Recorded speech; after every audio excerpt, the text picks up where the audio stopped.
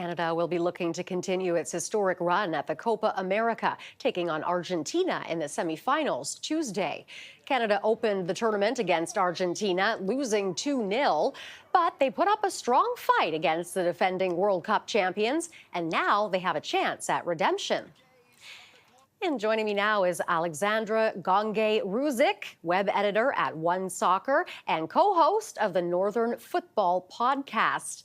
Thank you very much for being here, Alexander. Now, Canada defeated Venezuela incredibly, marking their entry into the semis. What did you make of the game? Yeah, it was a huge performance for this Canadian team in a big game, one of the biggest they've played as a group, and certainly one of the biggest of this generation. It was a huge occasion playing in a knockout stage of a tournament like this. Huge tournament, super high level of teams, and they did well. And not only that, they're fully deserving of the win. They played well. They put in a good performance. If anything, they could have got the job done earlier than the penalties, which certainly put some stress on the fans and those watching. But they got the job done in the end, and man, it sets up such a huge test, which is super exciting. Now, this will be Canada's debut to the semifinals. Did you think we would come this far? It's hard to pretend like I could see this coming, like most could see this coming. There were so many factors for Canada where, it was all about baby steps. This term was all about growth. Of course, they have a new manager, which, coming in for new head coach Jesse Marsh, he was hired just last May. And then his first few games in charge were friendlies against top teams in the world like Netherlands, France. His first competitive game was Argentina. It was understood, okay, new coach, there's going to take some time to adjust. They've hit the ground running. They've exceeded expectations.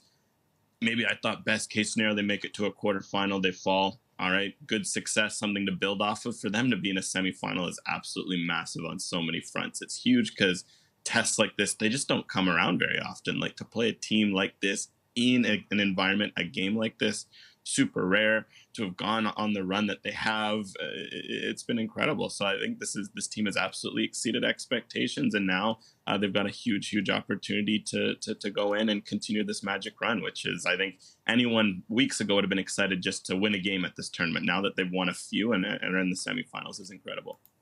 And now what is awaiting Canada is a matchup with Lionel Messi and defending champion Argentina in the semifinals. It's a rematch where we lost, but do you think it'll be different this time? Yeah, I think so. Usually in these sorts of tournaments, when a team meets early on and the same teams meet later in the tournament, it always helps a lot to have gotten a chance to see them close up, especially from the Canadian perspective. I think they've really gained an advantage from that.